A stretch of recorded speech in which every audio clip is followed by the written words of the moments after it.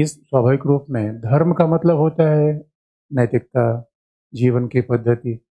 तो आप देखोगे मानव धर्म शास्त्र में जो धर्म के 10 लक्षण हैं, या महात्मा गांधी ने जिस अर्थ में धर्म की बात की है, तो क्या धर्म का व्यक्ति के साथ अलगाव हो सकता है? उत्तर है नहीं।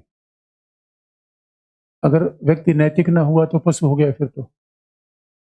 अगर धर्म कर्तव्य है, तो क्या आप कभी कर्तव्य के साथ अलग हो सकते हैं? तो डीएम, सीएम, पीएम का कर्तव्य नहीं है। इसे राजा का भी धर्म होता था, राजधर्म। राजा का भी धर्म होता है।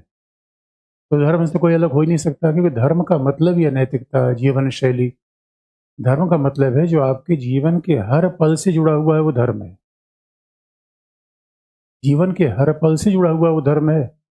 तो धर्म केवल मंदिर मस्जिद में जाने से हो जाता है, ये पंथ है। इसलिए पंथ का मतलब क्या है? उपासना पद्धति।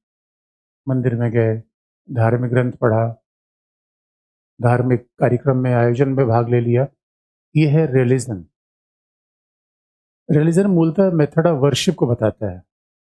और रिलीजन की बात जब भी आती है, उसमें दो तीन बातें महत्वपूर्ण होती है। एक, पारलौकिक ईश्वर को मानते हैं। जितने भी दुनिया के रिलीजन हैं, उनमें तीन फंडामेंटल बातें होंगी। पहला, कि कोई परमपिता परमेश्वर होगा। दूसरा, कोई धार्मिक ग्रंथ होगा। तीसरा, कोई निश्चित उपासना स्थल होगा। यही बात तो है।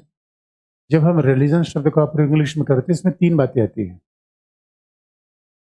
इसलिए आप देखोगे रिलीजन में इसका मतलब है कि आपको कहीं उपासना स्थल होगा तो मंदिर, मस्जिद, गुरुद्वारे हो सकते हैं। कोई धार्मिक ग्रंथ होगा तो बाइबल, कुरान,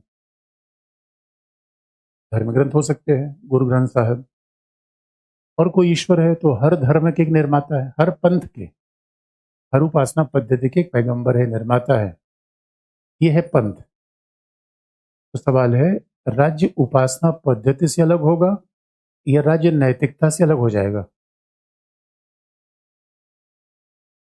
यही तो मामला हुआ था जब यूरोप में पंथ निरपेक्ष शब्द का प्रयोग आया था। तो देखिए, यूरोप में जो रिलीजन रहा, उसका संबंध चर्च से था। लेकिन हमारे यहाँ धर्म का संबंध तो जीवन शैली से था।